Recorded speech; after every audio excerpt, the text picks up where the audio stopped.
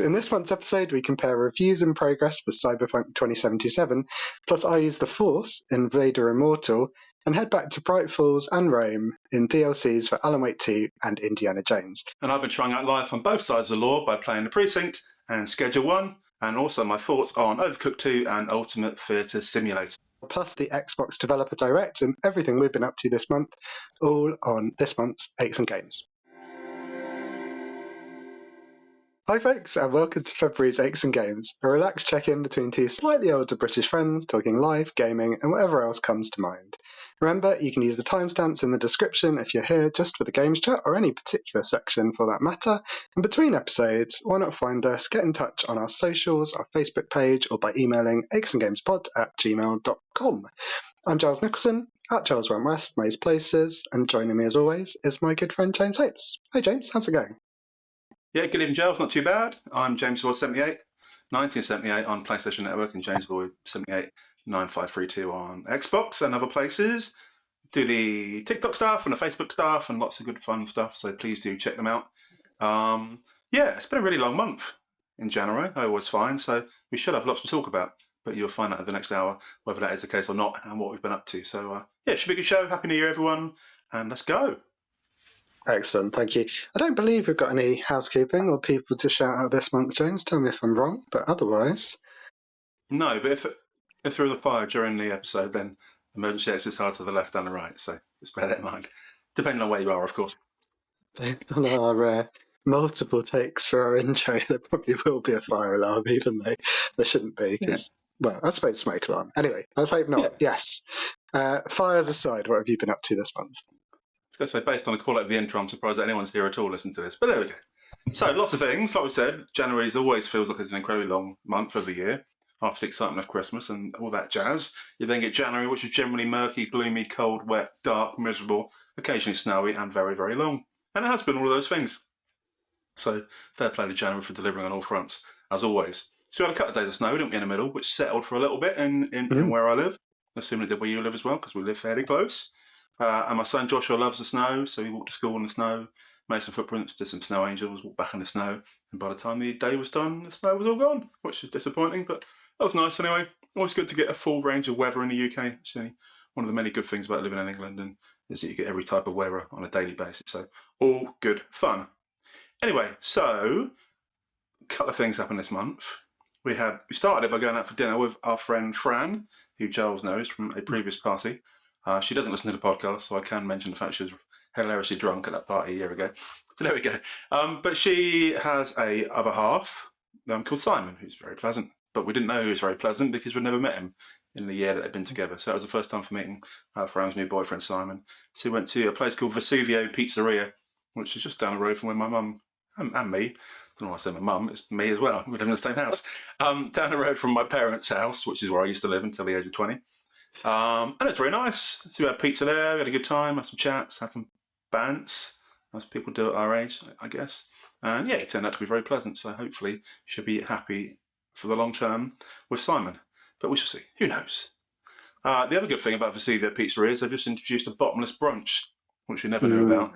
They're the manager guy who knows us, or pretends to know us, because we go in there on a semi-regular basis, like twice a year. Maybe pretends to know everyone probably, but he comes along, has a good chat and said, being at your special customers, I want to tell you about my lunchtime bottomless brunch. And that's really good. So if you're ever in need of a brunch, Giles, in the Tylehurst area, just recommend Vesuvio. I haven't tried it out yet, but it's unlimited drinks over a 2-hour period and 2 starters or a main course. It's really full. So very fun menu. If you're in town, pop by. Did you tell him that you've managed to eat and drink multiple venues out of their previous promotions like this? I'm pretty sure you've left a sort of trail of cancelled bottomless brunches and all-you-can-eat buffets in your midst, haven't you? Yeah, it seems to have only been when you were there as well, Giles. Although, actually, the last one, me and Sarah did go back a few days later, didn't we? Completely trash the place in terms of food. Yeah, so there we go. So, yeah, we've not tried it yet, so anyone who's in the Reading area, please do pop in before we go there, because no doubt won't be operating a few days afterwards by the amount of food and drink we eat. So that was a good thing. Vesuvio Pizzeria, nice to meet up with Fran and Simon. All good. Go for your one, Giles, and I'll come back. Nice. Yeah, I haven't. I actually, you keep thinking I was at that party. I wasn't, sadly, because I was a bit poorly. So I turned up at the door to give you your Christmas card and then Oh, hobbled my way off. yeah. But Fran's legend travels far, and yes, I know the story, and I was very sad to miss it because it sounded quite fun. But she's no, she's good fun, and very pleased to hear that things are looking positive. Fingers crossed. Well, it's all about relationships, I guess, this month, because that was the big news for me. So we got engaged this month, which is very exciting. What? Yeah, I technically just before we recorded the previous podcast, but it wasn't kind of out there at that point. In fact, I think I told James after the recording himself, so it might have been a bit of Yeah. a shock to announce Very on the exciting. podcast. So this is obviously excellent news, and we celebrated mostly by being really ill all week, or not really ill all month.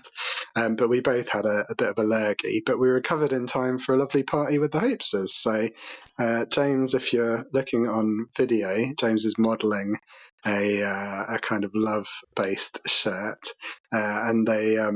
I don't think specifically because of us, which was good because we're a bit sort of shy and awkward about these things, but wanted to do a love theme for a sort of postponed Christmas party. So we had a brilliant party round with them last week, and James, I'm sure you'll mention it too. But yeah, had a really nice time, so thank you. Otherwise, not a great deal. We scaled back most of our plans because of being ill, and it was just quite quiet generally. But my only other notable trip out was I did get back to the cinema, which was quite exciting because I'm a big film person. Haven't been for a while. We've got an Everyman nearby, so that's like a posh cinema where you get food at your seat and that sort of thing. And I saw Marty Supreme, which is one of the Oscar contenders with Timothée Chalamet and Gwyneth Paltrow. And I would recommend it. It was really good. He's not a very likable character, so if you like films where you're rooting for the main character, he's sort of somewhere in the middle. But yeah, he's not gonna sort of win any best parent slash boyfriend slash person awards. But it's really interesting about table tennis, sort of vaguely based on a true story, but with lots of made up stuff, based on a real person, I suppose, with a lot of elaboration. But yeah, it's quite a long film. It's about 2.5 hours, but it flies by. I'm not a massive table tennis fan. I like playing it, but I wouldn't have thought I'd watch a film about it. But yeah, madness. I think it's from one of the directors of Uncut Gems and some other very successful films. So recommend that one. And it's one of the, I think it's second most nominated film after Sinners this year, which I haven't managed to get to see yet. So I tend to try and make my way through the Oscar contenders, or at least some of them. So that was me. How about you, James? Were you suggesting the other day that it was called Whiff Waff? Or was that someone else who was suggesting it's called Whiff Waff? I believe it is also called Whiff Waff, but I think I found that out through Boris Johnson. So I tried to put that man towards the back of my mind, although he's now, there's a lot of competition at the back of my mind. Yeah. So yes, I think Whiff Waff, ping pong, table tennis. Marty was a innovator trying to make it quite a showman type of bit Harlem Globetrotters of the table tennis world. So that was quite fun, and he's certainly a trier and tries everything to be successful and kind of get his face across. So yeah, watch out for it. It's very good. Nice. You mentioned our love themed party. We always try and have a fun party each year where we decorate. So normally it's a Christmas one. And normally it's quite easy. You got a Christmas tree and you've got the decorations up already, so there's not much that needs doing. But weirdly, normally for Valentine's Day, we don't tend to decorate the house much for Valentine's Day because it's a fairly underwhelming experience. But for this year's party, we did. So we put up lots of hearts and stuff and there's meant to be a love themed buffet, but in the end it was some love hearts and a few bits in the shape of a heart with normal buffet, and some love themed cocktails which tasted of love, and lots of love themed decorations, including a love thing on the front door, which is quite nice. So it was a good night. Just the 8 of us, all low key. Even had a happy engagement banner, which is quite sweet. I thought it's quite touching. So yeah, lots to look forward to with Giles' plans on that side of things, and a nice party. So happy days. Glad you could make it. Wonderful. Didn't do much else in January. Went to a Reading game away in Leyton Orient. No idea why, because the last time I went to Leyton Orient was Joshua's one and only away game. He hated it so much he refused to ever go to a Reading game again, and hasn't. He's stuck to it.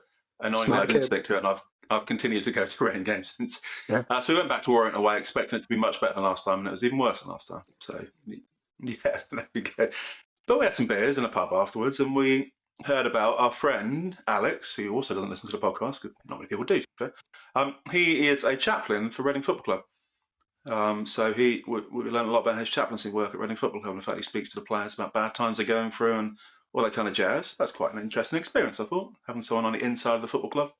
So Alex is always fairly positive with all the players, even if it's been a horrific game, he's still quite clappy and appreciative at the end. And obviously now we know why, because it would look bad if they saw his face in the crowd and he was sticking their fingers up and abusing them, given he's the chaplain at football. So there we go. So that all made sense, and it was nice to learn a bit more about that one as well. A couple of other little bits. Very exciting time for Joshua in a month, because we went to McDonald's and we were order number 67. So order 67 at McDonald's. So yes, all of that. So he made a big deal out of it. Got very excited. For audio listeners, we're lowering ourselves to the me. Yeah, Giles lowering more than me. There we go. Yeah. So the receipt says 67 on it, and he had a little sticker which says 67. So he's kept them both as a souvenir, which is now in the family area with the excitement of 67, which still seems to be going strong, weirdly, after being quite a while now. No idea why still. A couple of little bits. There's an Instagram challenge of posting photos from 10 years ago. Can't quite remember why. So we dug out some 10 years ago photos. And quite a few of my Instagram friends are quite young these days. Quite a few of my work friends are quite young, in their 20s. Me and Giles aren't in our 20s anymore. I barely remember being in my 20s, but I'm sure it happened at some stage based on the photos. So I also went for 20 years ago photos and 30 years ago photos. So obviously 30 years ago, we were kind of like 16, 17, doing our A-levels and looking a lot younger. And 20 years ago, it was just about university type time. So some nice memories looking back through the start of university and other bits and pieces. And Giles might feel the same. We went to different universities, obviously. We both went to lovely universities, but in different places, and very awkward to get between the two, bizarrely. Did you experience in the first year your halls of residence? It wasn't particularly salubrious. Mine on the photos weren't. Yeah, no, I was very sad. I didn't get into halls. So I went into self-catering flats. So they were flats of 7. It was sort of almost like a hall in the sense that it was on one site and there was a shared bar, but it was a little bit less social than a hall. So our flat started off quite nice, but obviously it was 7 boys sharing it and the first time away from home. I don't think it ended up particularly pleasant, but no, it was fairly decent. I was determined not to go to a single-sex hall after going to a single-sex school, so I put shared halls down as first, then the flats, and then single-sex halls, and I got my second choice, which was not so bad. So it wasn't quite how you remembered it, by the sounds of it. Well, I ended up at a place called Whitefields, so it's like similar to you. It's like a flat, but it's on campus. There was 12 of us, 7 boys and 5 girls, and the girls were all upstairs, and the boys were downstairs off the lounge. And looking back at the photos, it's horrific by comparison to what people have these days. So if you looked in our living room, we had a dining table with 6 function room chairs. So no sofa or anything. It's just sitting on a function room chair like you would at a wedding, but less posh. There's a 14-inch CRT TV stuck on top of a pedestal. So there's no TV bench. And my room, I remember now, being directly off the lounge. So you walk straight from the lounge into my room through one door. The walls are made out of paper. So if you did anything in your room at all, or anyone was doing anything at the lounge, you heard everything. So I remember getting complained about regularly. Because I've always been a tapper. I've always drumming along to songs. So someone told me once I sound like a Death Watch Beatle when they came in to tell me to turn my music down because I was tapping too much to it. So those are my nice uni memories. And finally, a question for you, Giles, which I posed on Instagram earlier. Yeah. When you read an email in a work context or a human context, do you, in your head, read out the email in your own voice, in the voice of the sender, in no voice at all, or does it vary depending on who you've got the email from? Discuss. Oh, I don't think I've ever thought about it, James, but it's not in a particular voice, but I definitely would read it with a certain attitude. So if it's someone Yeah. who I'm already annoyed by, I'll inevitably, like I think is human nature, you can read a perfectly innocent looking sentence and read it in a very passive aggressive voice to yourself. So there must be something going on there. There's definitely not a pure translation of the words into your mind. But no, never thought of the voice. I'll pay attention next time I get an email. Hopefully not during the podcast, because we've all tried to go on Do Not Disturb, but it doesn't seem to be working very well. But like even on How about WhatsApp, you? when I send you a WhatsApp, do you read it out in my voice, or do you not read it out in a voice at all, or does it just enter your head without thinking about it? I think I just absorb it by osmosis through the eyes. Yeah. Fascinating. I'm very much a voice person, so whenever I read an email at work, it's not visualised because I'm not seeing it. I hit oralise. Oralised, okay. Let's go with that. I oralise the person's voice who I'm reading the email from to see how they would have said it, and therefore where the intonations might be in the email and what they might be intended by it. So every email I get, I always picture it in my head.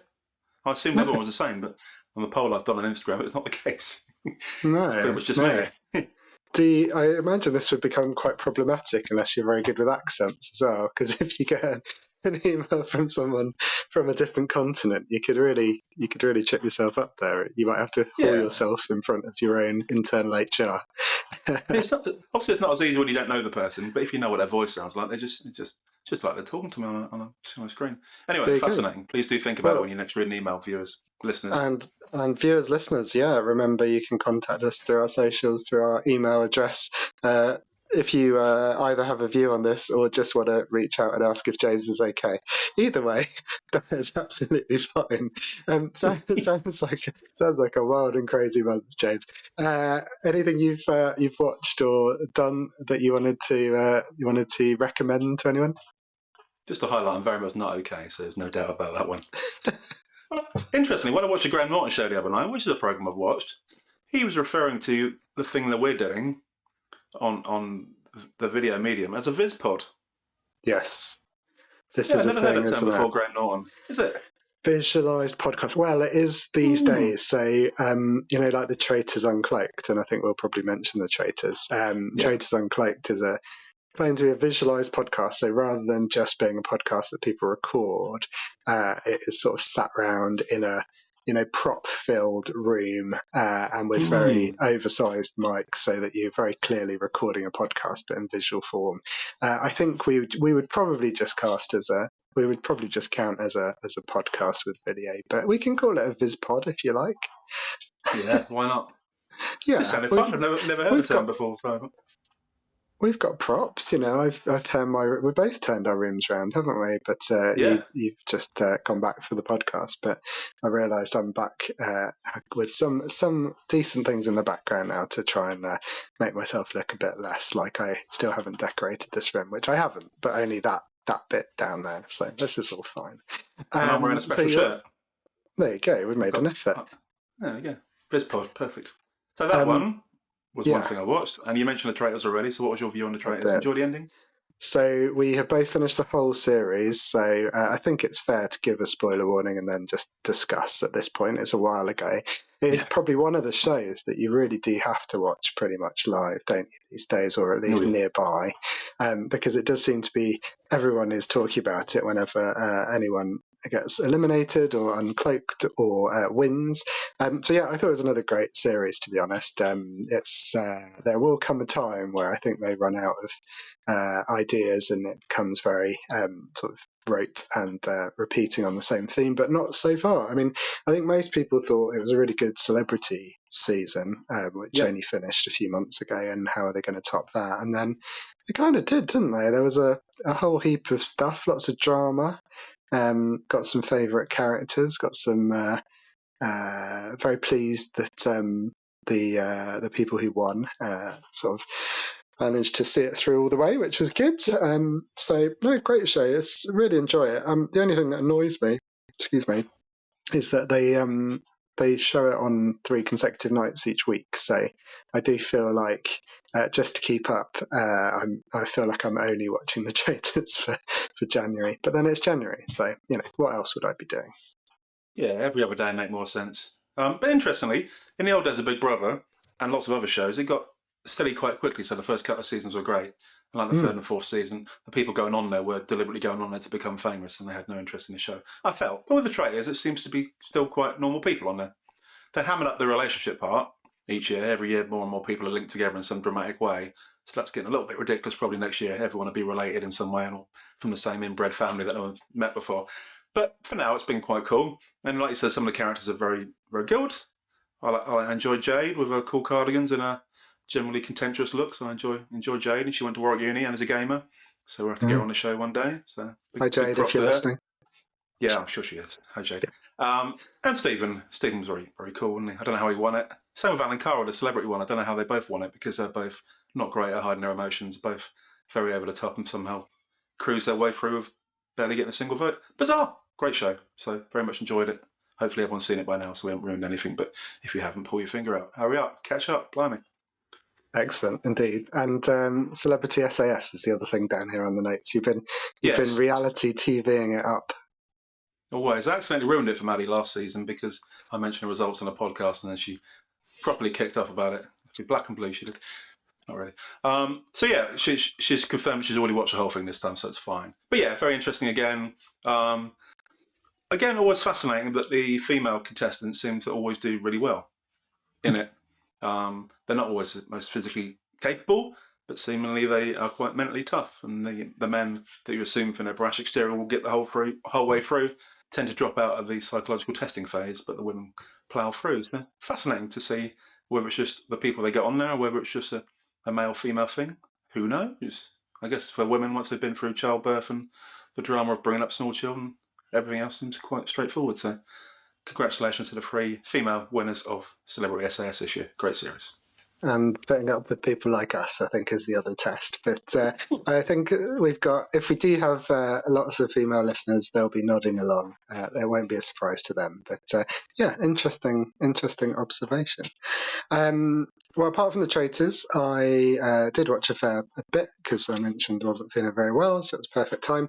Watched The Night Manager, Season 2. That's just finished, time of recording, a couple of days ago. Really enjoyed that. So Tom Hiddleston, Olivia Colman and Hugh Laurie in the first series. At least some of them in the second series. Certainly won't spoil anything for anyone. It's really good, based on John le Carre book, but the first series was broadly followed the book. The second series is completely kind of imagined on from there, and I believe it might carry on. So kept it up just about. Wasn't a lot of people complained it wasn't quite as good. I really enjoyed it anyway. It's set in South America as opposed to in Europe. Lots of kind of subterfuge, spying, arms dealing, and corrupt politicians, usual type of stuff. But very glossy, very sort of high production values, very sort of good twists and turns throughout the series. Highly recommend it. Similarly, we saw Seven Dials, which is an Agatha Christie on Netflix 3-part series. Which we both enjoyed a lot as well. Again, it hasn't got great reviews, I don't think, but that was a lot of fun. So a lot of Seven Dials kind of combines The Night Manager and The Traitors, bizarrely enough, for reasons that you'd kind of understand if you choose to watch.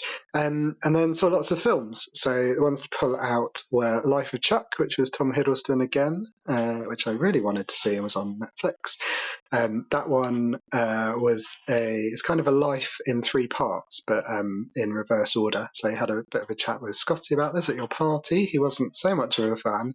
I think I can completely see why. It's quite divisive in terms of reaction generally, but I thought it was one of my favourite films. It's exactly the sort of thing that I enjoy. Lots of kind of whimsy and thoughtfulness. I thought it did all kind of fit together in the end. There's a bit of a story going on that you won't understand until you get to the end, which is the beginning. And enjoyed it a lot. Just something very different. At the other end of the spectrum was Wake Up Dead Man, a Knives Out mystery, which is also on Netflix, which sort of ties in really with the Seven Dials as well. Very Agatha Christie-like, referenced a lot of Agatha Christie, referenced a number of other sort of thrillers and twisty-turny things. It was still really good. I mean, it's probably better than the second, not as good as the first would be my review, but Daniel Craig hamming it up with a hilariously broad Southern American accent. So it's good fun, just a bit long, but yeah. So I've been catching up on my films and TV. Oh, and I read a book. No. I actually read a book, although I read a quarter of a book because it's 700 pages. But yeah, I know. But it's The Rosefield, which is the third of the Book of Dust, which itself is a sequel-ish trilogy to his Dark Materials. So if you've either seen that or read that, more tales of Lyra. Silvertongue these days, and yeah, it's really, really good. Hopefully I will have finished it. Well, I probably won't have finished it by next episode because I'm a very slow reader, so I'll save my proper review for a while. But we've always joked about, is there anything you've seen or read? I'm actually reading a book. I got it for Christmas. It's a hardback, so I can't read it at bed because I'll probably fall asleep, drop it on my nose and break it. So slowly, but I'm getting there, and it's really good if anyone's on the fence. I've always been a bit of an enigma, weirdly, because I did English literature for A-level, and I did classical civilization for my first degree, which involved a lot of books and reading and stuff. And then I've never read a book for pleasure ever since. So, weirdly, I've only ever read books because I've been forced to read them for amusement. Not amusement, but educational purposes. I've never actually read a book since in my entire life, which is bizarre. I write a lot, and yeah, there we go. It's just my bit of fact about myself there. Maybe next month. Maybe next month. Or maybe in retirement. It seems like the sort of thing you'll pick up again. And what I was going to say is a few years' time, but probably more than a few years. I've got a few years left. Fingers crossed we'll get to retire early. Okay, but what you have done is played some games, I believe. Yeah. Interestingly, this part of the podcast is kind of divisive because a few people have said that they love listening to the first half and got no interest in the second half, and I guess some people out there really enjoy the second half, hopefully, and have no interest in the first half. They don't know who we are and why we're talking about stuff.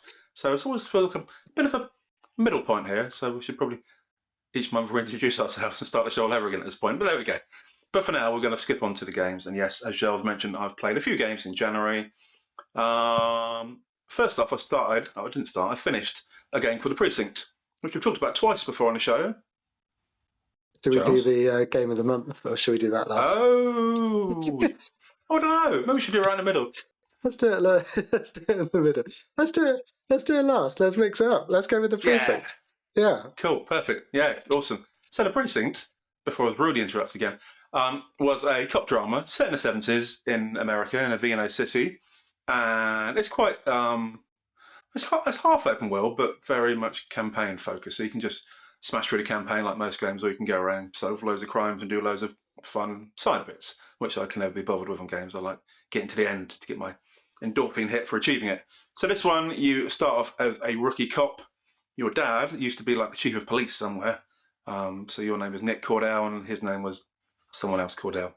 Old man Cordell. Let's go with that. And you start as a rookie, you team up with someone else. You eventually team up with a dog, which is fascinating because I like dogs from work. And you get around solving crimes, you get vehicles in missions where you issue parking tickets, you walk around finding drug dealers to bust. You look for counterfeit goods, as I mentioned before, they're obsessed with counterfeit goods for some reason. No idea why, and everyone gets nicked for having a counterfeit watch for some reason. Not accurate. And the cool thing is you'd go on lots of wild car chases and just chase people and run them over and smash their cars up to try and stop them. And it's fine because that's how you do things in America anyway. You run people over and shoot them, apparently. So in the game, you go through the campaign, you solve bits, you get involved in some cartels. So you collect evidence and bring down some cartels, which is fun.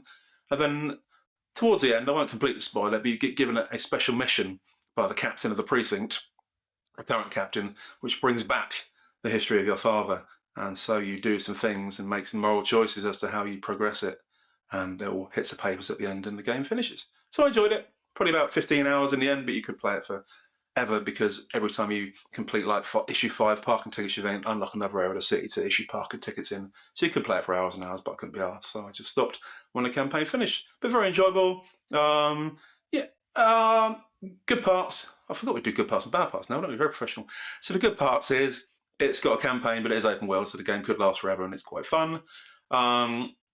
Another good part is very much you can be on the good side of stuff. So if you hate being a baddie, you can actually be a goodie in this one and bash criminals and feel good about yourself. And the final good bit was it's not too complicated, which I like. So it's a nice, easy learning curve. You turn up, you get told what to do, you jump in your car, you drive around a bit, you bust some criminals, and you do some things. On the downside, it's a bit fiddly at times. When you make an arrest, you have to read the caution, you have to do a search, you have to check their ID, you have to do this, you then have to call for another car to come and pick them up. So it gets a bit processy when you've done like 50 of them in a row. Another downside, it's not graphically or orally amazing. When they do lots of cutscenes, but the cutscenes are just four people standing in a row, not moving at all, and then words appear below them. So it's not graphically amazing, so that kind of kills the immersion somewhat. And the final negative, yeah, it's a bit silly. It's not very realistic. So yeah, driving around through streets and bashing down buildings and blowing things up is not particularly realistic, but still good fun. So overall, probably an 8 out of 10. Decent game, not one of my best games ever, but good thing to pass the time, good fun, half realistic, half fun, good experience. Enjoyed it, recommended. Excellent. Yeah, it was on sale last month, I think, probably around Christmas, I'm guessing. And I remembered you mentioning it before. It looked like a sort of top-down, old-school Grand Theft Auto, but on the other side of the law, that sort of look. And I was very close to purchasing, and then I reminded myself that I have probably thousands of games that I could probably should be playing through first. So I resisted, but your review has reminded me that it sounds like a lot of fun, and if it's included in one of the subscriptions, or if I'm just slightly less disciplined than I was last month, I'm sure I'll jump in. Sounds good. The other cool thing is you can very much play in bite-sized chunks, so every day you do a certain number of bits, and then the day finishes, it saves, and you start the next day when you want to. So each day is like 20, 30 minutes, so you just give it a little poke before bed and come back the next day. It's all good. What was your first one, G? Yeah, well, apart from Cyberpunk. Apart from Cyberpunk, lots of bite-sized bits for me too. I basically, by sort of design, ended up ploughing through a couple of DLCs, so downloadable content for Alan Wake 2, because I bought the Game of the Year edition. It was a bargain and a sale, and in addition, for a limited time, it included the remaster Alan Wake 1. So I think for 20-something quid, I got the remastered first game, the second game, and all the DLC. So I don't usually buy that DLC too often, but I thought, why not? While it was installed, it was taking up a lot of space on my hard drive. I thought I would tackle the downloadable levels, which were Night Springs, which is a little collection of 3 stories. Those people who know Alan Wake and the universe know that Night Springs is kind of like a Twilight Zone type serial that Alan Wake actually wrote some episodes of, and it's this kind of spooky, stupid compendium of stories. You kind of get glimpses of it, I think, in the first game, but in the second game, sometimes it comes on the TVs in the background, and actually, if you do already have the DLC installed, or if you've got the Game of the Year edition, you can then play the episode as you kind of encounter it, which is quite fun. I did play the first one as I encountered it, which was, so Night Springs is 3 about hour-long episodes.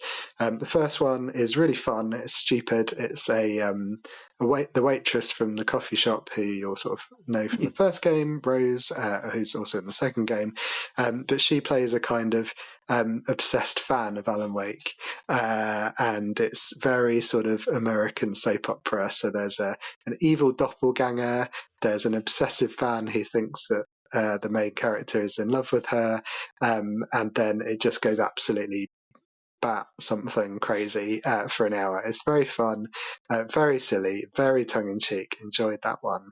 Unfortunately, the other 2 are a bit shorter and a bit less kind of interesting. There's one with Jessie from Control, which was nice because I enjoyed Control. Good to see her again. And there's one with a character called Tim Breaker who's in the Alan Wake 2, the main thing, sort of a multiverse type story, but they were both a bit weaker.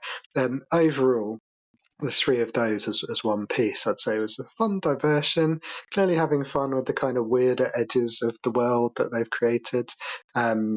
It's more Alan Wake, which is always a good thing, but in terms of drawbacks, pretty insubstantial. You're not going to miss anything by not playing these. The waitress fanfic one was definitely the highlight, but overall I would say if you're going to spend your own money on this rather than get it included in the pack, It's probably a 6 for me. It was fine. The first episode being the best. However, the other Alan Wake DLC, which was the Lake House, which I'll chuck them together, much more substantial. It's more of a sort of spooky, very much a Control type story. You play a FBC agent called Karen Estevez, who you encounter during the main story as well. Again, you can play this sort of side mission as part of the game if you wanted to, and she's recounting the story of what happened at the lake house to your main character in the game. I played afterwards, so you get this really atmospheric, spooky, and quite scary, proper survival horror 3 to 4 hour experience in a FBC. What's the word? One of their sort of locations to the side of Cauldron Lake. So what happened? Essentially, you're kind of exploring what happened in this slightly horrendous situation in this particular one location. Really fun. You've got some researchers doing something which they shouldn't. You've got the consequences of that. They're a husband and wife, so there's sort of stuff about their relationship and some bickering. Very supernatural. There's a really good enemy in there called the Painted, and it's a good level. So it's about good length, about 3 or 4 hours, like I say. Some really cool reality bending stuff where you don't quite know what's going on around you. Things are just weird in that kind of fun but unsettling way. And I would say that the music was awesome as well, which is true for I think both Alan Wake and Alan Wake 2 also. So I'll give that a 7.5. Really enjoyed it. It was more of the same, but it was a good use of my time, whereas the first one just felt like hard to recommend. So if you get that on sale, I would recommend the Lake House. So those are my 2 Alan Wakes, and I'll come back with some more DLC in a minute because I've played a few bits and pieces. I half struggle with DLCs because there's so many games I want to finish that I can't imagine revisiting games anymore. Please, once they're done, they're done. Mm-hmm. Like Clair Obscure, lovely game, but there's some extra bits, lots of extra side quests that people try to do, and it's like, the game's kind of done now. What's the point? Anyway, yeah, so that was your DLC bits. My next one was a long game that I'm still playing called Schedule 1. So the Precinct was very much on the side of the law, and Schedule 1 is very much on the side of the criminal. So it's a very strange game. It's kind of a business game, in a way. So basically you start off in a little village with your uncle, and your uncle has been like a bit of a low-level drug producer and distributor around the village. So you kind of take over his empire. You get into trouble with some people first who blow you up, and then you're out on your own, starting from scratch. You ring up your uncle on a payphone. He gives you some advice on how to set up your own little cannabis grow, for example. And then there's lots of processes you go through, certain bits you need to get, certain bits of equipment, certain bits that you use to plant it with, and you pour the watering can, you bury the seed, you watch it grow, you eat your clippers out, you clip off the buds, you put it in a little bag in a little machine, and then you go and sell it to the local neighbourhood. So it's fun, obviously a bit morally dubious. Interestingly, there's a warning at the start of the game saying, by the way, this is not how you really make drugs. If you do this, you'll probably die. We don't recommend taking drugs. Drugs are bad. So it's a good intro to the game. And obviously, I don't do drugs. And in my line of work, it's not something I would ever do. But it's fascinating to get a bit of an insight into how that side of things works. So you start off with cannabis. There's like 4 different types of seed you can grow in different strains that different people like for different effects. And then you can move on to meth. You can do magic mushrooms. You can do cocaine. You can do all kinds of fun stuff. And it shows you the production method for each one. Obviously not the real one. And you can make them. You take over buildings. You take over businesses so you can launder your money because you can't bank more than 10 grand in a week. Otherwise the banks will start to notice. If the police are everywhere. There's a nightly curfew between 9 p.m. and 5 a.m. every day. So if you're caught out of your house, then the police will arrest you and take all your ill-gotten stuff from your possession off you. It's not so good.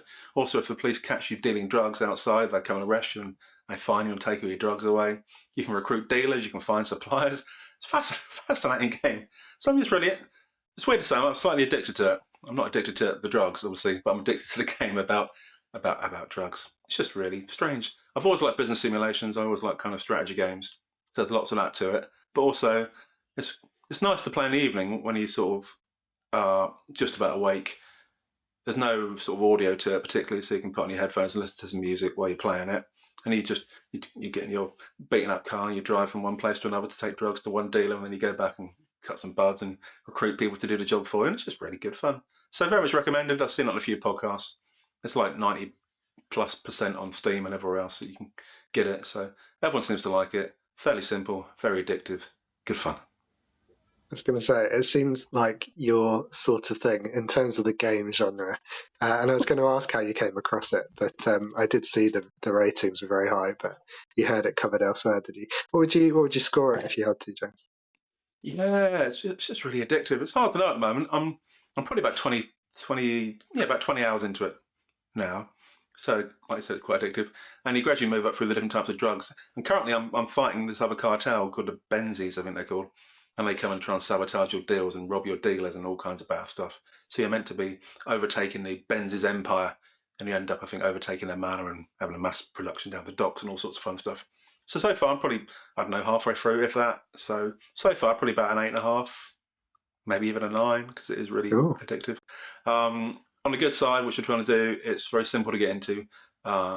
Basic guide from your uncle. Everyone you go to tells you what you're meant to be doing, and it's quite simple to get it set up and start doing it, and it's good practical stuff. Like I said, it's a good level of strategy. You can do lots of things. You can recruit people, you can get staff, you can set up automatic supply chain, production links, and all kinds of stuff. So that's good. But also, it's got the nice simplistic bit. So for me, I like doing the occasional bit of admin. I like moving furniture around. So between all the high-tech stuff, even in games, I like doing some quite simple stuff. So your brain just sort of switches off a bit. You can get into a zone and just go and do some things. So it's a nice combination of the strategy side of things, which I like, and the just doing basic things side of things that I like. So that's the positives. On the negatives, it's about drugs. Obviously, it's not ideal, so you can't really play it with Joshua or anyone else for that matter.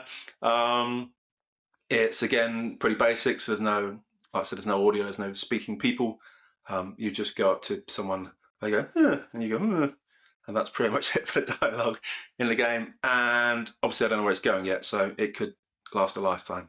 So, like I said, very addictive, which is a good thing, but also a bad thing, because it stopped me from playing lots of other games that I probably should have been playing instead of one about dealing drugs. The end. Thank you. Excellent. Well, you said I was done with DLC. I've actually got another one, but it was for a different game this time. So I also went back to Indiana Jones and the Great Circle, and the Order of Giants. So this was one where I think when it was announced, I mean, I loved the first game, I think, or the main game. I think you were quite a fan as well, James, when we talked about it in the last year. Yeah, really enjoyable. So yeah, I generally find the same as you, that I wouldn't go out of my way to get DLC. I'd like to move on and try something else.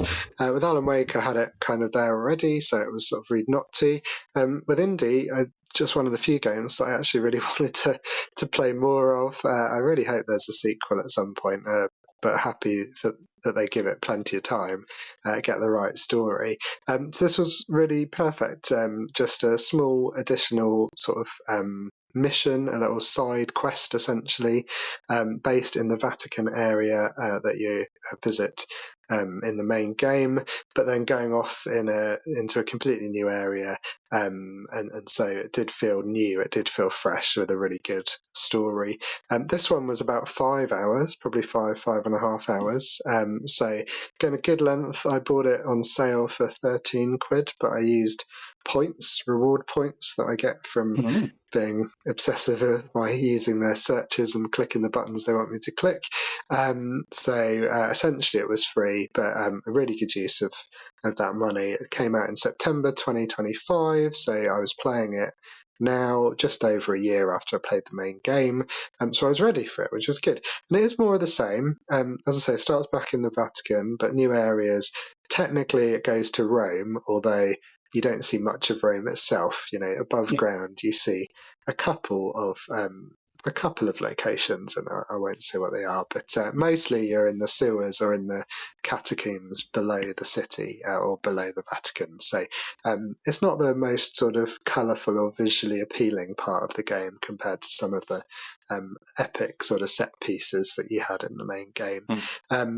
But it's quite puzzle heavy, which is what I really enjoyed about the game. The combat for Indy was a bit clunky. It's sort of supposed to be. He never was very good at fighting. He was just kind of a bit lucky and persistent, I suppose, in the movies. But particularly after a year away, it was actually quite hard to get back into in terms of the controls. It took me quite a while to remind myself how to punch Nazis, or in this case, black shirts, because you're in Italy. Yeah. But it's still just as fun and more relevant, timely than ever, probably. So once I got used to it again, really enjoyed it. The puzzles were particularly good. So there's sort of 3 or 4 really big multi-stage puzzles within the DLC. One excellent sort of Tomb Raider-y tomb where you get to, swing around and jump from ledges and stuff.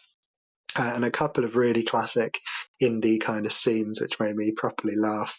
The sort of thing you can imagine, similar a bit to a scene in The Last Crusade, I think. He's sort of coming out of the sewers with, surrounded by kind of enemies sort of turning up just at the wrong place at the wrong time, and somehow getting away with it. And a very silly one, which would be not out of place really in a Panto, involving hiding behind pillars and kind of being chased around by a baddie trying to find him. So it was exactly what you'd expect if you played the main game, but it was a really good standalone story. It finished really well with a suitably epic ending. I really enjoyed it. More of a good thing. A bit too much of the stealth and the fighting for my liking, but I gave it an 8. I think I gave the full game a 9, and it's well worth your money, especially if it's free. Yeah, indeed. The question I was going to ask is, when is the best time to play a DLC? Is it straight after you play the main game, or is it a year down the line? That's a good question. I think it's probably somewhere in the middle. I reckon, I think you need to want to go back to it, and like you said, it sort of depends how big the game itself is, isn't it? I think if you think about Clair Obscur, that was 35 hours of game. Yeah. I think you definitely could do with a break after that, and that's not even that big, is it? There's plenty of games that push closer to the 70-100 hour mark. But for Alan Wake 2, for example, it was somewhere in the 20s, I think. For indie, it was about the same, maybe a bit more. I reckon 6 months, something like that. Fresh enough that you remember what you're doing. Although, to be honest, if I've played another game since, I won't be able to control it for a while anyway. So No chance. Maybe who cares? What do you think? Did you say you've never played anything DLC, or you just don't tend to? I think the only DLC I played, there's one with The Last of Us, wasn't there? I think there's a DLC for The Last of Us. Yes, Left Behind, I think. Yeah, that was it. So we played that straight afterwards, because obviously we didn't play The Last of Us for like 10 years until after it came out, so the DLC was long gone since then, so we just carried on that one because we were both into it. But yeah, it depends on the game, I think. If the controls are quite complicated, it's probably quite hard to get back into it after a year or even 6 months. So you might waste a lot of time trying to get back into the game. But yeah, like I said, it depends how long it is and depends the length of the game, what type of game it is. So yeah, fascinating question. Full of fascinating questions. Let us know in the comments, or by messaging us on socials, or our email address, aexandgamespod@gmail.com. James, what was your next game for the month? Interestingly, the next game has some DLC in it, which I downloaded at the time. Yeah, fascinating. What a segue, eh? Wow, professionals. So Overcooked 2 is a game that me and Joshua played years ago on the Xbox at the time. And again, it was really good fun, because at the time we were looking for some co-op games that were quite childlike and not any adult content at all. And Overcooked 2, as you will know if you've ever played it, is definitely ticking all those boxes there. So if you've never played it, which I'm sure you have, Overcooked 2 involves being a sort of a cook / chef / drinks maker / hot chocolate maker in a variety of amusing venues. So some of them will involve you chopping stuff and mixing it with something else and putting it on a plate and serving it up. So you get menus appear at the top of the screen, like a few at a time, and you're meant to be making the things on the menus. So like in the really early stages, you make whatever it is, like salads using tomatoes and cucumbers and lettuce, I think. So some people only want cucumbers and tomatoes, some people want all three. So you make whatever they want, stick on a plate, serve it up, and if you get it right, you get a nice little ting-ting endorphin hit and some points. Good fun. You get given a certain time limit to make as many orders as you can, and you get a certain number of gold stars at the end based on the score for that level. Good fun, nice and simple. The good thing about it is the co-op part, because you do things together as a team. So one of you might be chopping stuff while the other person is finding stuff or cooking stuff or baking stuff or frying stuff. And in most of the levels, it's designed so you have to work together, otherwise you can't achieve your goal. So for example, you might be stuck on separate sides of the kitchen with a wall down the middle. So one of you has access to the chopping boards, but one of you has access to the products that you need to chop. So one of you needs to get the products, chuck them to the other person, who then chops them up and chucks them back to put them in a sandwich to then serve up on the other side, and blah, blah, blah. And it gets increasingly more complicated as the game goes by, and towards the end, it's nigh on impossible, but great fun and good for the balance between you and a child or a friend, if you have any friends that like playing video games together. I think we played it once, Charles, didn't we? I think we probably did, yeah. I'm remembering fond memories of playing that game, although I like the fact that it leads to banter for you, because quite a lot of the time if I played it with family, or I think with Hannah once or twice, it's really fun for a while, and then we just start shouting at each other for managing to completely screw up the orders or set the place on fire or whatever you do. So, taken in the right spirit, it's a very fun game, but it can also lead to some disharmony, I would say. So me and Josh completed the original game, because once you get 3 stars, once you complete every level with 2 stars, you go into the final boss thing and you do some stuff, and then he goes back and say, why don't you go and get the 4th star? And then the 4th star is much harder, with much higher score, so then we went back and got most of the 4 stars. But during that process, lots of DLCs came out, which is the segue back to DLCs. So when we played it for the first time in about 3 years, a few days ago, we went for the festive DLC. So you got to be a reindeer and a present, and you got to make hot chocolate and s'mores and other cool kind of Christmassy, wintry stuff. So we went straight back into it. We reset our progress for that bit and started off again. And it's just like the old days, you get straight back into it. So good fun. Again, lots of chaos, lots of hijinks on the sofas with couch co-op between a 47-year-old and an 11-year-old. So good times I had. For those, I definitely recommend the DLCs because it's identical games, just additional levels. So it's a nice, easy transition from the original game to the new game. There's nothing more to learn. You just do the same things but with new recipes in different locations. So good fun. So we spent a good few hours on that one. We'll be doing it again over the next few days and weeks as well because it's still good fun and very simple and nice and easy to get into and get back out of again. So in terms of score, everyone knows Overcooked already, but in terms of fun, it's probably an 8.5, even a 9. Again, very basic graphics, very simple gameplay, but it's just really good fun and a nice challenge between you. There's not really any negatives. It's not designed to be top drawer in terms of graphics or audio. It's just fun, all gameplay, great times. So that was good. That was my 3rd out of 4 games for the month, which we spent a bit of time on with Joshua for the bants. Excellent. Yeah, always good to sit down next to someone and sort of share that experience. So it sounds like a lot of fun. My next one was Vader Immortal. So I was playing in VR on MetaQuest. A few reasons I chose this. Partly needed the break from Cyberpunk, which is kind of all-consuming this month, which we will get to. I'd also bought it in a sale a while back, so I already had it. Felt like I should play it or kind of move on. But also Star Wars was in the news this month because they've changed sort of leadership, haven't they? Kathleen Kennedy, I think, was the kind of head of the studio, and she's kind of left. A bit sort of mixed success over the last few years with Star Wars stuff.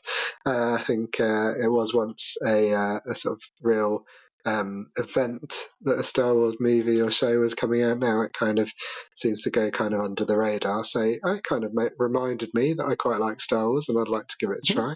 And also Meta was in the news because they've managed to close most of their own studios, and clearly they're pivoting in terms of their headset into more sort of casual stuff.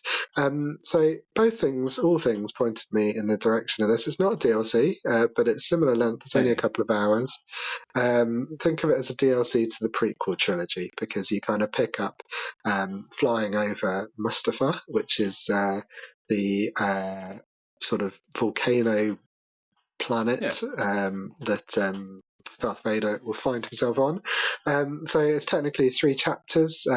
You start off, like I said, in a ship. You get kind of dragged into Mustafar in a sort of fairly standard homing beacon type way, or what's it called, like some kind of ray bringing you down to Earth, down to the planet rather.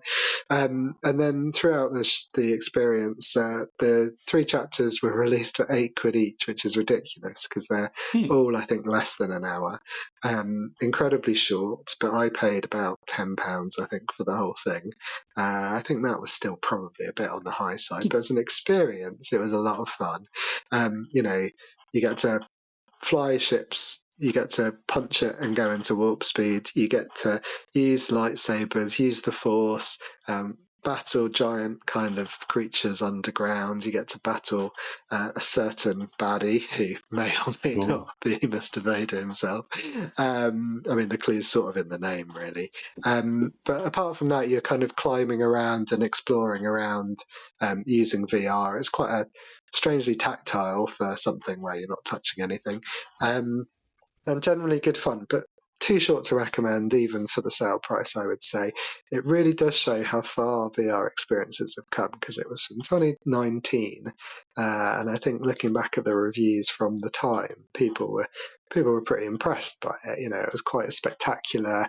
It was a decent length for a VR experience back then, because they were very short, and I think things have just moved on. So if you get it super cheap, if you're a Star Wars nerd like me, or if you're just looking for something to use your VR headset on because there's not much out there, I'd sort of recommend it. You'll get a bit of fun out of it as an experience, but as a game, 6.5. It was kind of fine and a bit too short to recommend to anyone. But glad I've played it, knocked off the list. Won't be buying that again. James. That's the thing with VR, isn't it? A lot of VR is all for the experience rather than the actual game.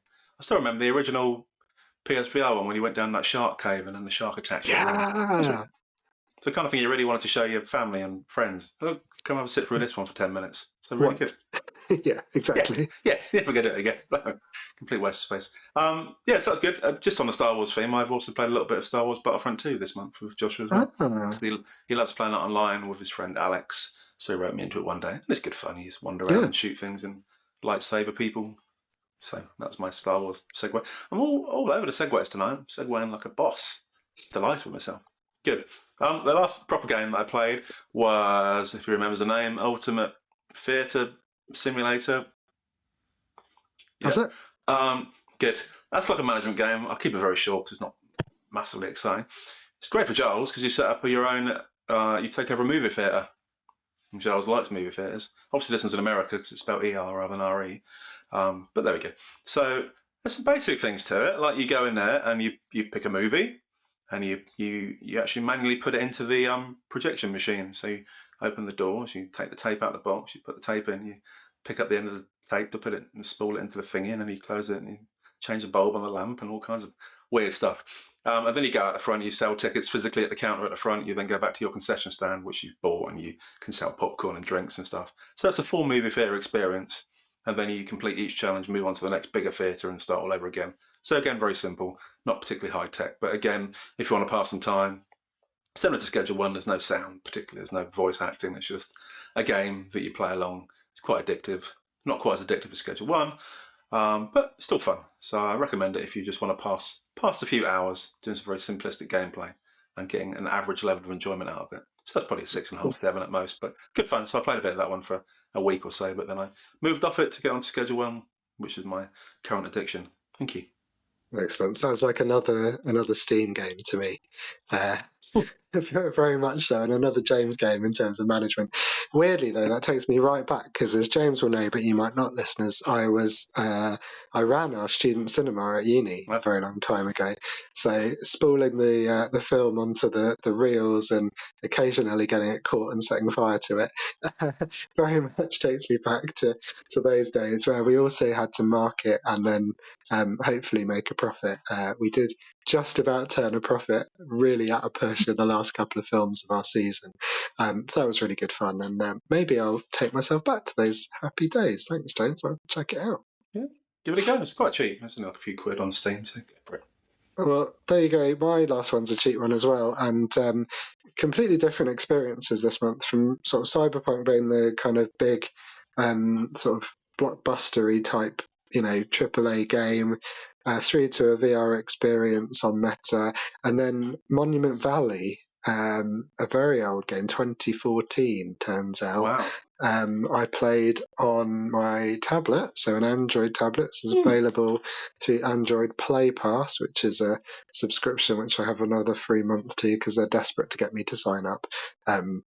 Hope they're not listening, but I'm not going to. But I'll take your free month. It's only £3 to buy, and there's 3 of them, so £3 each. Also on Apple App Store, it's on PC. Weirdly, it came to Switch PlayStation and Xbox in 2025. So although it's a over 10-year-old game, it's just arrived on consoles. And if you want to play it on consoles, you're going to have to pay about 3 times as much. So I'd recommend just getting it on your phone or tablet, because it's perfect for that. It's not reaction based; it's touch controls. And Yep. I played it because I was travelling for work, so I went up to Leeds for a work meeting. It was a long train journey. I didn't take my ROG Ally, and then I tried to play a bit of cloud gaming on my phone on the train. That was a terrible experience. The connection just wasn't there. So I dug out my tablet, and actually it was brilliant. Exactly what I wanted. You guide a princess through these beautiful abstract minimalist levels. They're kind of like mazes. If you know Escher, or those impossible drawings of kind of staircases that you'd go up and end up at the bottom, it's basically that. So you've got these impossible looking levels. You can hit some switches and sliders. You can tap the path to get the character to walk. And all you're trying to do is get them from the start to the end by manipulating the level, sometimes manipulating the view so that it sort of changes the perspective and therefore changes the architecture of the level. Really cool. Just really satisfying little maze-type levels. They get slightly more complicated as they go on, more complex ideas to work through. But they're always logical. A late level, as an example, is this brilliant sort of unfolding puzzle box. So it starts off as just a little sort of treasure box, and you start to prod and poke some of the buttons, and layers of this box start to unfold, and you can kind of go through doors and you appear in different sections of the box. It's really very clever. Genius game to play on the travel, and it just reminded me that gaming has such a broad spectrum of experiences. Great for someone who's maybe not into their multiple controls or their shooters. It's pretty short in the main game, but then there's some additional levels to poke around with. Perfect for a long train journey. I gave it a 9. I really loved it, and looking forward to the next 2 games, which are also in that subscription. So I will be milking that for all it's worth. Happy days. I read that Tomb Raider's coming out on Android and iOS in the next couple of weeks. Indeed. Fascinating. Never really play games on my phone, to be honest. Yeah. Red Dead Redemption's already there, yeah, through Netflix. Yeah, Joshua plays loads of games on his tablet. He plays My Singing Monsters and all kinds of stuff. But there we go. I never really got into it. I like bigger screens because of my failing eyesight. So. Yeah, it's a generational thing. Is that all our games, Giles? It is, apart from our game that we picked this month. So our love it or leave it option was Cyberpunk 2077. We may have mentioned it once or twice. It could be our first genuine love it or leave it, though, because in previous months, I think we've picked games that we could feasibly finish in a month. This one, I think, well, not to spoil it, James, but I haven't quite got to the end. How about you? Yeah, absolutely nowhere near, Giles. I'm about a third of the way through the distance that you've got through, so no. There we go. Available on PS Plus Premium, which is where I think we're playing it, although I actually bought it on Xbox, so I've got a hard copy. It's on PlayStation, Xbox, PC stores, on Switch 2 now as well. Big first-person RPG. What did you think, James? It came out a good few years ago, 2020, but they've made some pretty major updates, so it's sort of called 2.0. They've made some overhauls to the skill system and the vehicle combat and the police reactions and stuff. What did you think of the game? Yeah, I think it was massively buggy when it came out, wasn't it? So it's nice that we waited so long to actually play it properly, which is nice. So, yeah, it's a strange start, I found. Again, it's the kind of game, like Schedule 1, that you need a particular location and time of day and peace and quiet to play it in. There's even there's like a character customization screen right at the start, before the game even starts. And you're just plowing through there, and then suddenly you can adjust the size of their breasts and genitals and hair and all sorts. And like, really weird. And then suddenly you got like a naked person on the screen with their bits out. And you're like, what on earth? The game's not even started yet. So that did kind of surprise me. It's naked attraction, the game, basically, isn't it? You sort of unexpectedly faced with a very close view of a naked body. Yeah, you never expect genitals in the first 10 seconds of a video game. Particularly, I don't anyway. Depends on what type of video games you're playing, I suppose. Anyway, so yeah, that kind of shocked me at the start. So I thought, it's the kind of game I'm going to need to play at midnight when there's no one else around, because it's quite sweary, quite nudie. The first mission involves more nudity, You have to start off by finding a lady's body in a bath. So you then have to take her out to a helicopter to go and reprogram her, and she's got all the bits out as well. You're like, blimey, what game's this? So I think when it came out, the developers said it was a kind of game where there's no censorship involved at all. So the idea is it's a whole world where anything goes. So it's kind of reflected in the video game. So an interesting start. The world I found very immersive. Graphics I thought were very good. It kind of feels like you're walking through a futuristic city. It's kind of bit sort of big city, New Yorky, Japanesey type, big skyscrapers and lots of crime going on, lots of degenerates around. There's a sort of a fight on every corner you can get involved with if you want to. But yeah, so the actual world itself I really enjoyed. You can just sort of wander around without doing a mission, just sort of take it all in because there's people going around doing stuff and getting involved in stuff. So again, really interesting. It's very futuristic in that you've kind of got lots of cybernetic stuff involved in you, so you can go and get bits upgraded on your body. So you start off with like some cool stripy things on your face, and you can get arms put in, you can get your hands done, you can get your eyes done, so you can identify things when you're walking around. So that's all quite high tech and visual. So again, unlike most other games I've played in that bit, the amount of time the game will probably take puts me off a little bit, but I know you can just follow the objectives, and the objectives are nicely set out because you get a yellow line between each checkpoint. So I like that in games. You can just sort of follow so you know you're on track. Characters are really good. You meet a character initially and get in a car and bust through a border checkpoint and then go on a car chase. So it's nice early action, and you shoot some people. There's lots of tutorials in it to help you hone your skills, which is good. I like that one. There's lots of technology in it, so you can rewind time and rewind videos to find out what happened, and then sort of go in on places to find out the dialogue and find out what happened and solve things that way. So really interesting so far. I'm not far into it. I'm only like 4 hours into it, which is our minimum monthly allowance for these kind of games. But I'm definitely, in some ways, hooked. But so far, I've only managed to play it in really small chunks because it's finding a time and a location with no one else around is proving quite challenging. And when I tried to play it in this office the other day, and Joshua kept walking every 2 minutes, and I kept having to pause it, and then I kept pausing. He thought there must have something really exciting going on, so he kept coming back in. I was like, Jesus, I'll play this again. So I put it on hold for another day. So hard to fit it in, but I'd definitely finish it. Looks good so far. What are your views, Giles? Yeah, a smart kid, and he's going to listen to this, and he's going to realise that it's worth walking in on you. I'm enjoying it. I mean, the world's interesting because like I said, I've got a physical copy which I bought in a sale before it came on the subscription service, and one of the things that comes with is a sort of little compendium, like a world compendium, which I had a read of, and I'm glad I did because it gave a lot more background on kind of how all the rival factions have sort of come to be, and really gave a bit more sort of flavour, a bit more depth to what's going on, which I feel like wasn't very well highlighted in the early hours of the game.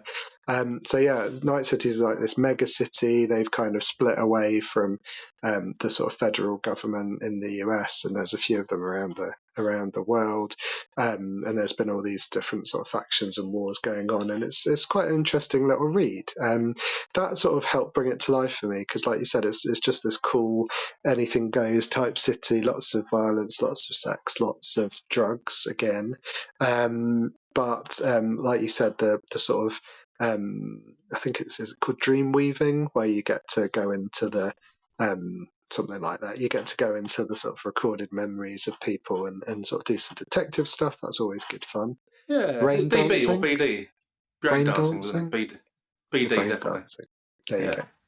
So, that was fine. That might be from something else, Dreamweaving. But it's the same sort of concept, and lots of games will have that kind of detective mode where you can kind of slow things down and dig into stuff. That's quite fun. We, I think, chose the same. Did you start as a nomad? Was that your background? Yes. Yeah. So we had the same start, which, like you said, was really good. High action chase. There's a very good heist very early on. I don't know if you've got to that yet, but there's a sort of hotel heist with your friend, and that's quite dramatic. Lots of stuff happens after that, so I will not spoil it if you've not got there. There's twists, there's double cross. You meet a character called Johnny Silverhands, played by Keanu Reeves, who you may know is in the game or not, but that's he's a major character throughout, and he's very interesting, and that's a completely different, takes you off in a complete tangent from where you think you're going. So story-wise and world is intriguing. The thing I'm struggling with is that as a action game, I think it's brilliant. There's some excellent set pieces. I've probably had 3 or 4 so far, maybe 4 or 5 in my time, and I'm about 15 hours in, I think. But there's so much going on, all the different factions, all the different things you can do in Night City, all the stuff around you as you even just try and get from A to B. And I'm not finding myself really drawn to any of it. I'm sort of going from story beat to story beat. I've done a couple of side missions, some good, some pretty terrible, and none of it's encouraged me to really go off to the side. And these things, I always feel like there's a reason why you need to get to the next place. If there's someone going to die or blow up, or someone you need to see who's kind of a big shot criminal, I feel like I shouldn't keep them waiting. So I kind of like to just plow through these stories, and I think that's how I've got reasonably far in the game within the month. But it feels like a shame, because I think I've been doing a little bit of reading around it, and a lot of people seem to enjoy playing it multiple times as very different characters, sometimes not even doing the main story at all, kind of speccing their character completely different. I don't think that'll be me. I think I'll be playing through this one. Suspect I will enjoy it, and enjoying it so far, but hasn't quite clicked for me as a brilliant game. My experience so far, I'd give it a cautious 8 in a sort of review in progress style. Love the story, enjoy the world, like the feeling of everything being alive around me, but I'm finding that and the stats all a bit overwhelming, to be honest, and I feel like I'm just kind of missing out on lots of experience. I think even for me initially, I've only played a few hours, but then I'm playing it in really short bites, and it's really hard each time to get back into it a little bit, to remember where the weapons are and how to get from one to another, and so some weirdness in there. And also, like in Indiana Jones, I think side quests seem to pop up, but then you can't work out if you've accidentally followed a side quest, and that's where the marker's taken you, like in Indiana Jones, or whether you're still on the main one. So that's confused me a few times, but they seem to be merging together a bit, so we'll see. I'll get it. So I'm enjoying it. Question for you: did you pick a male character or female character? I picked a male character. Did you? I always go female in every game. Every game I go female. I usually do. I usually do, and I'm glad I did for things like Mass Effect. I think Femshep was definitely the way to go. Stuck with her for the whole trilogy.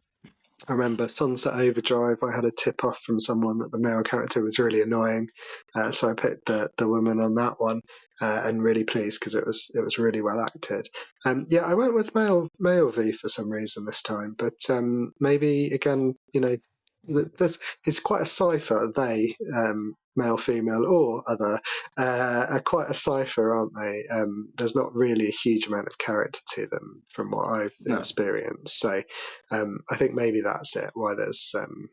I haven't really noticed, to be honest, that I'm playing a man or a woman. It doesn't really feature, I don't think. Maybe it's just because I didn't want to see a penis in the customization screen, maybe. Who knows? Possibly, but then you don't... I mean, beyond the customization screen, I don't think it features, but maybe it comes into the story later on. Your choice of genitalia. In Claire Obscure, for example, I played with a purely female group. My first. Okay. Whole battle team were all female. Always went for my LCL and other thingy, the one that floated around. What's she called? Luna. Yeah. Yeah, so I always went for the 3 females. No idea why. Maybe I've just got a very strong feminine side. Who knows?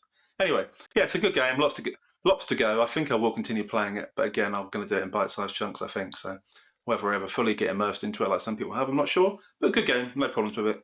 Yeah, like Giles said, probably an 8 at the moment, but it might get better or it might get worse. We shall see. Excellent. It sounds like we're going to be playing that for some time. So we have, however, picked a new game for February for Game of the Month, or the Sub Club, or Love It or List It. Love it or list it. Love or leave it. Love it. Sorry, Kirsty and Phil. Yeah. What did we go for, James? Interestingly, we had a few debates, didn't we? Some minor ones, not mass ones. And we had some options to consider. But in the end, out of the blue, I decided to go for Ace Combat 7, Skies Unknown. Completely from left field, because Giles had put it on his notes as being a game that's coming out soon, maybe even today, depending on what day you're recording it. If it's the 3rd of February, then it's today. Who knows? Like to keep it mysterious. This is about a person called Trigger who has been accused of murder, so has been put in I nearly said penal. He's been put in a penal squadron, which is like a squadron. whole different game. Anyway, so he's put in a special squadron full of criminals, and it's like an arcade style combat battle aircraft simulation type game. So it's not meant to be really high tech like some of the aircraft simulators. You're meant to be able to get into it easily, like you're playing at an arcade. So it's designed for it to be a nice, easy get into, which is what appealed to me. So you take part in a war between two places, which both end in C. I think there's like an RC and an OC or something similar. No Rusi. And this battle continues, and you have a campaign. You can do a bit of other stuff as well, but you start off with quite a low-level aircraft, maybe a C-16 or something, from memory. And as you complete the missions and get the points, you can then upgrade your weaponry, you can upgrade your aircraft, and you gradually move up the ranks in this battle thingy. So it sounds interesting. I've not taken part in a combat type aircraft game since probably like Desert Strike back in the 90s. I don't think I've played an aircraft game where you shoot people for years and years and years. Never been interested in aircraft simulators. That seems far too hard to get into and too complicated. So I've no interest in that one, but it sounded quite engaging and immersive and fun. So hopefully it will be a good crack. Have you ever heard of it, Giles? I have heard of the series. This is from 2019, so it's not desperately new, but there is a new one coming out this year, or came out last year, weirdly. So I'm familiar with it. I haven't played this series, I don't think. The closest I can come to it is a lot of sort of space flight type things. So I played X-Wing back in the day. I think there was it Rogue Squadron or something, which was a Star Wars game. Descent I really enjoyed as a it was sort of like a Doom-like, but you were flying around in a plane. The problem I usually have is I end up getting completely disorientated and sort of finding myself reversing the controls to try and make more sense, and quite often then confusing myself even more. So I look forward to seeing if I can function at all. Oh, I've also piloted planes in things like Battlefield, and I've always, if I ever get in a plane, I'm in the pilot seat, I have to apologise to anyone else on the chat because we're all going to die. So yeah, it could be really fun. I'm looking forward to giving it a try, but yeah, it's like nothing I've played for a long time. So that is a plus and a minus, and we'll see how it goes. James, I don't know if you saw, I think also, I don't know if it's still active, but there was potentially a VR mode, and you've got PSVR, haven't you? And I know you haven't had much use out of that for a while. So if you could check this out for us and report back if it is up and running. It may have been discontinued. I couldn't quite tell from the notes that I was reading. But however, I do get quite motion sick playing VR, so I think spinning around in the cockpit might be the end of it. Excellent. Yeah, well, maybe best avoided. If you want to see that, write in, listeners and viewers, and we'll put a video up of James looking very ill. No one wants to see that. Just a final bit, this game's meant to take about 12 hours in campaign mode, so that's about the right level, so we can decide after 4 hours whether we want to carry on or not. And also it's by Bandai Namco. It doesn't involve any Band-Aids, as the note suggested, so yeah. Autocorrect was playing havoc, wasn't it, in our notes? Yeah, and it's as you said, it's coming out today on PS Plus Essentials. So at the entry level for PS Plus subscription, you'll be able to download it and keep it as long as you stay subscribed, as long as you do that in the next month. Why not give it a go and let us know what you think? Why not? That would be good. It's always good to hear from you listeners. Awesome. Right. We have also had a quite busy news month, or at least quite a major stream this month. So before we wrap up, thoughts on the Xbox Developer Direct, James? I think all 4 games, despite being Xbox Developer Direct, they are produced by Xbox or Game Studios, but all 4 are coming to PS5. So if you're listening and you think, oh, this isn't for me, I've got a PlayStation, it is for you. And all are play anywhere or play on Game Pass if you are in the Xbox ecosystem. Did you see the stream, James? What did you think? Anything that grabs your fancy? Sort of highlights. Obviously, Fable we've talked about before, haven't we? Has been something we're looking forward to. So Fable looks like it's quite cool in the demo / example / videos. Combat looks quite fun and quite slick and quite fast, and all looks quite exciting. So yeah, I've never played any of the original Fable games, so we still need to do that before I play this one probably. But yeah, it looks really good in the preview. So hopefully it's going to come out being good. Obviously, Forza 6, depending on how you want to pronounce it, Forza or Forza. I think it's in Japan, this one, isn't it? So it's a bit different than some previous Forzas. So always enjoyed Forza games in the past, as does Joshua. So again, it's something we'd probably play if it came onto a subscription service. And you'll like the other one by Double Fine, wouldn't you, Giles? Because you are a big Double Fine fan. Well, yeah. I mean, I'm with you on Fable. I have played the first 2 anyway. I've not played the third one, weirdly. Yeah. Because I do own it. It was like a free Games with Gold back in the day. Really enjoyed the first 2 Fables. I don't think you do need to play the originals. And this is a complete kind of reboot. And I think from what I've heard that they haven't aged wonderfully well. But I am curious to go back to the originals. Agree with you about Forza Horizon. I'm looking forward to that. That's out in May, so that's not that long. There was also Beast of Reincarnation, was the third game, which I thought looked really cool, actually. It's described as one person, one dog action RPG, which I think is a brilliant sort of literal translation from the Japanese presenter. But mix of turn-based and sort of live combat, which, you know, did pretty well for Claire Obscure. So let's see about that. And it's a nice sort of mixture of nature and post-apocalypse. So I thought that looked really good. It's from the Game Freak, who make all the Pokemon games. So interesting twist. Sorry? Massive dog. Yeah. One person, one dog, but the dog is huge. They should have made that clear in the summary. Massive dog. No, didn't do it for me, I've got to say. It was a tough sell, I think. But I did then go on and watch the trailer, and the trailer did work better for me. So I think it might be one of the things that is more fun to play than to watch. It's a kind of creative brawler. I used to love a game called Power Stone back on the Dreamcast back in the day, and this has that kind of crazy party game type feel about it. I don't think it played well in the reveal, and to be honest, it was up against 3 massive, very sort of visually impressive, very striking, exciting games. So I don't think it was ever going to really do well there. But hopefully it finds its audience, because I do like Double Fine. I enjoyed Keeper, despite your naysaying, and I loved Psychonauts. So this year just looks insane already in terms of what you can get. So if you've got Game Pass, all 4 games you said, if it comes to subscriptions, all 4 of those will be included in Game Pass this year, as will lots of other things. I have no idea how I'm going to get through all these, but I hopefully will get to experience some of these in the coming decade.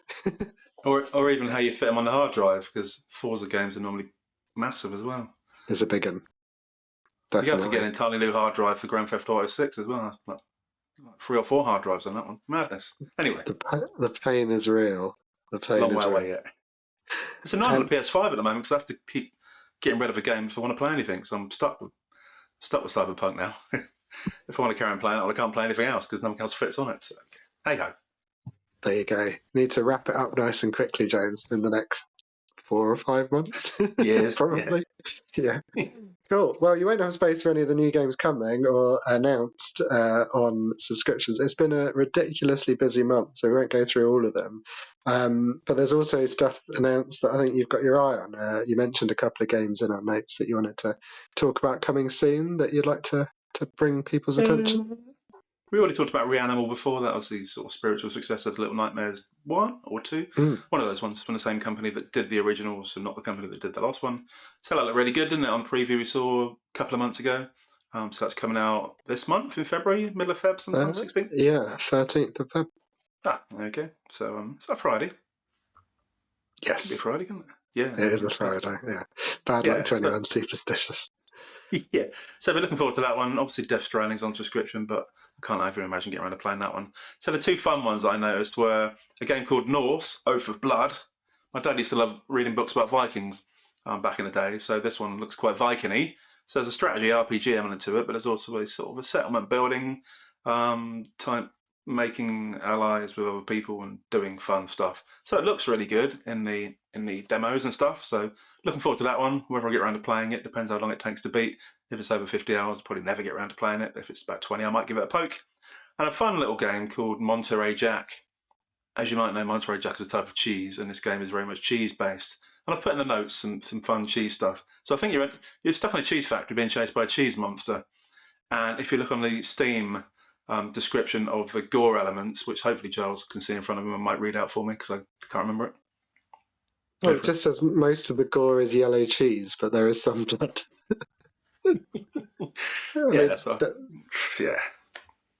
That's a game in a nutshell, I think. There's a massive cheese monster that looks quite scary, and the cheese monster chases you around a cheese factory. So it's meant to be like a survival horror type game, but revolving around cheese. So if you like survival horror and cheese, this might be the game for you. That comes out quite soon as well. So lots to look forward to, Jazz. I have been called a massive cheese monster in the past as well, so that's strange. Both games are sort of mid-February on PC by the looks of your notes. Yes. So imminent ways to spend more money. I will not be spending money because looking at the subscriptions, there is a absolute smorgasbord of things to play, either added in the last few weeks or coming up. Just picking highlights. Star Wars Outlaws, I really want to play. That got added to Game Pass last month. Resident Evil 8 got added to both subscription services last month. However, I already own number 7 and need to play that first, so welcome backlog. Space Marine 2 is supposed to be brilliant, a really good dumb shooter that came out last year. That's been added to Game Pass, as is Space Marine 1, which I still need to play. So, again, more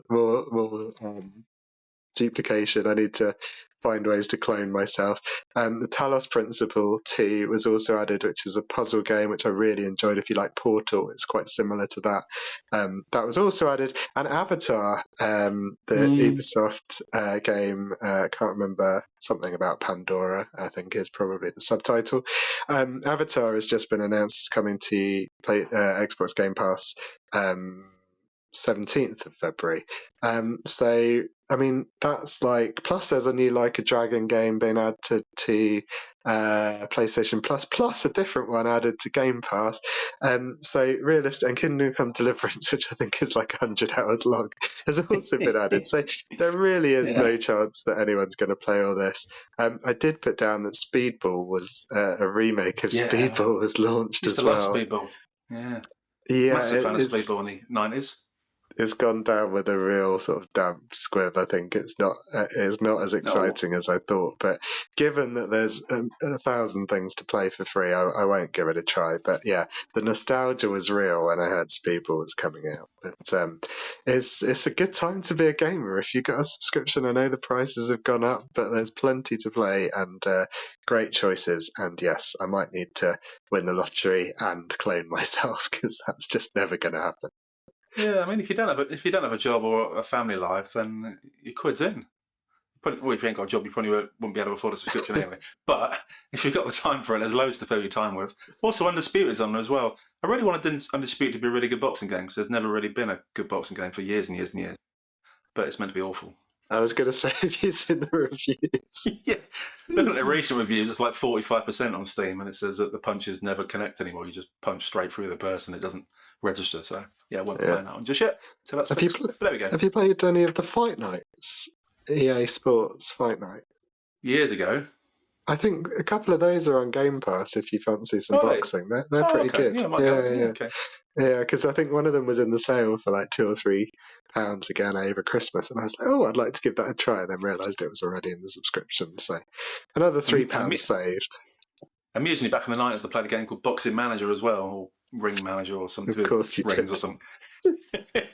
That was good. That was good fun. It wasn't graphically advanced, but it was good fun. Like Championship Manager, but with boxing at the time. Also played a game called Horse Racing Manager as well. Every kind of sport I've managed over the years. Good. Carry on. Sorry. I think we're getting a sense of your predilections in terms of management and ring management by the sounds of it, but I won't ask too much about that. On that bombshell, I think that's probably our show. Please, listeners, viewers, remember to like and subscribe to the podcast. Consider giving us a 5-star review. We always say consider it. Just do it. Yeah. You don't need to consider it. Give us a 5-star review. That would be wonderful. It does help get this in front of more ears and eyes, and we could do with that because, we can't retire anytime soon. One last reminder. Oh, no, that's a note from last month. I haven't taken off. Why not? Our Games of the Year pod dropped over Christmas. Go and have a look. It was great fun. If you missed it, you'll find it on the normal podcast feed. I'm pretty sure that was last month's note that I haven't deleted. But still a great episode. Go and have a listen. And why not come over and interact with us on our socials or email us at eggsandgamepod@gmail.com. I'm Giles Nicholson. James, any last thoughts? No, not really. It's way past bedtime. It really is. Better go and put Josh to bed and do some things. So nice seeing you, Giles. Congrats again on the anniversary. Thanks everyone for listening this far. If you've made it this far, congrats. Anniversary engagement. Anniversary. Yeah, blimey. I guess it's a 0. It's like a 0 anniversary of the engagement. So there we go. Congrats on whatever it is you've done anyway. And for everyone out there, thanks for listening, and we'll see you all next month for another Aches and Games, where we'll get the trailer a bit better next month. First Friday of the month. See you then. Bye.